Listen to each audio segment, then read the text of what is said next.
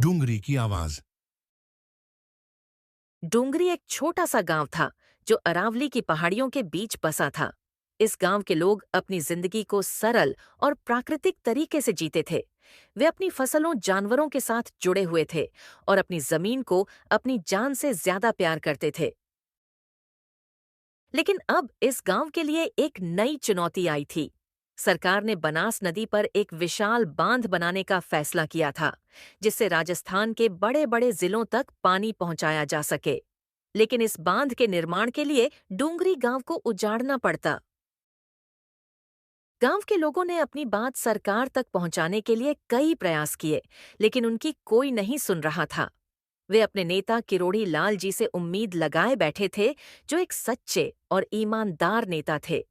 लेकिन किरोड़ी लाल जी भी डूंगरी गांव की मदद के लिए नहीं आ पा रहे थे, शायद सरकार के दबाव के कारण।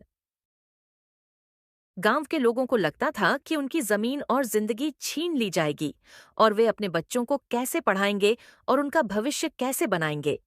वे अपने पुरखों की जमीन को छोड़ने के लिए तैयार नहीं थे, और वे अपनी बात को सरकार तक पहुंचाने के लिए संघर्ष कर रहे थे।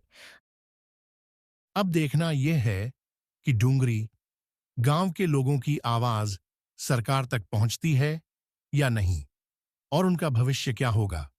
देखते हैं अगले पाठ में नरेश डूंगरी के साथ।